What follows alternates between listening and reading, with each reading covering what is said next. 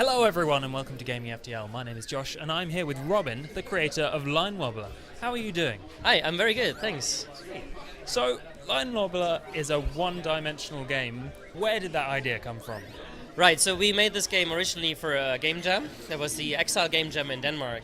And I was experimenting with a weird controller type. So like a spring controller, which is like from a shoe tree, so kind of thing you put in shoes. And a friend of mine was experimenting with LED strips because we had one lying around. We found it in like a big box of hardware. And then we had the idea, okay, let's put it together and see what happens. And then the game was created, basically, from that. Cool. So this is more of a kind of dungeon crawly thing where you move your green dot forward and kill the red dots. What other kind of game ideas did you have before you settled on like killing stuff? Right, so actually this was one of the first game ideas we had, so we kind of settled really quickly on this, but we had a couple more in the meantime. So I was also going to experiment with multiplayer, so I want to have something where two players can interact. So that would be like kind of a Pong style game where you kind of shoot a ball back and forth, or a sword fighting game where you kind of attack each other, or maybe even cooperative where you kind of have to work together, kind of wobble at the same time to get the effect you want. So you've got an accelerometer inside of a spring. Right. So the original idea for the controller came actually from a cat video which I saw online. And there's this video where the cat plays with a door stopper. These little spring door stoppers, and it goes brrr, brrr. And so this is a kind of a really cool feedback mechanism. So I wanted to have this kind of vibration in a game. And so I found these shoot tree springs, which are a bit bigger. And for a long time I couldn't figure out how to measure which direction you bend. So I had like a couple like bend sensors or like little joysticks on the bottom, but that didn't work. So I used the accelerometer and put it in the top, and that actually worked surprisingly well. So it's very accurate, and it's also very easy to figure out when you kind of fling it, because then the acceleration data just goes and so that's what I use. And then the green dot kind of goes wobbly, and that's how you get rid of the red dots. That's right. So yeah, normally use it to control the green dot left and right, and then if you kind of fling it, it goes into this little attack mode where it kind of flings left and right, and that kills the enemies in the game. That's pretty cool. What kind of design difficulties did you have? Because you've literally just got the weird spring controller, a line of LEDs, and a speaker. That's right. So the setup is very simple, but getting there wasn't quite that easy. So first of all, the LEDs require a lot of power, so it's actually not that easy to kind of power them properly. And so this is like one of my first hardware experiments as well. So it's all kind of trial and error, and so I blew up a few Arduinos on the way to kind of try to get it to work. Because the LEDs are so bright, it's actually super hard to get it on video. I found that problem. Yeah, and similarly, explaining the game without seeing it is very hard. So I had the same issues like when I did my press email saying, here, play my game, because it's hard to film and then hard to explain if you don't see it properly.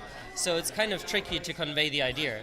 I'm slowly getting there, so now I'm figuring out how to do it properly, but that's kind of actually one of the biggest challenges I found. Awesome.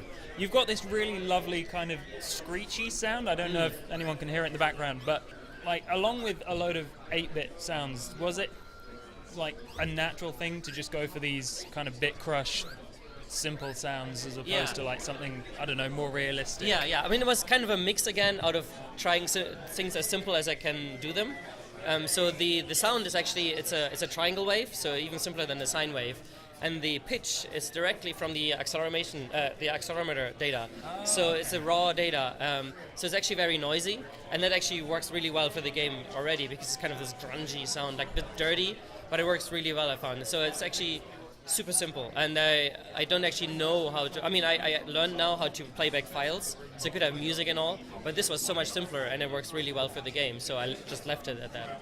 Yeah, it does sound really good. So what kind of plans do you have for this game? Well, you're bringing it to lots of conventions, and hopefully people will be able to play it. So this is actually an interesting challenge, because the components are not that cheap by themselves, so especially the LED strip is a bit expensive. So it's probably not going to be a consumer device, because it's going to be more than £500 probably to make it and present it properly. So I'm thinking, conventions. I really like to show it off at parties, because it's dark at parties, and so the effect of the glowing lights is is even better. So it works really well, kind of the flashing lights and the sound. It works really well together. And I've also been approached by arcade machine producers. So, and I didn't have that idea before, but it sounds really tempting to make an arcade machine myself. I've never tried it, so it would be a good thing to try. A lot of people kind of dream of having their own arcade, so that'd be pretty cool. I've thought about having it maybe in a doorway or something where it goes like on the floor as well, so we have to kind of contort yourself, kind of the game is kind of fitting to the architecture. So that would be an interesting challenge to try. What's the weirdest place that it's been in? I think it hasn't been in really strange places, so mostly it was kind of on walls. But I'm trying to come up with some new layout every time. So I had it at the book club in London a few weeks ago, and there I wanted to have a really long strip, so I had like 7 or 8 meters. But it turns out my cables were too short that connect the wires, so I needed to run it in a zigzag pattern, which in the end worked really well, but it was kind of more difficult to play, but maybe not in a bad way. Yeah. Awesome. Well, this has been Line Wobbler. Thank you very much, Robin, for joining me. Is there any websites or links or anything? Yeah, there's linewobbler.com, so you can just find videos and some photos on there. And yeah, I'm Robin_B on Twitter, so it should be easy to find me. Sweet. Thank you everyone for watching, and I will see you next time. Goodbye.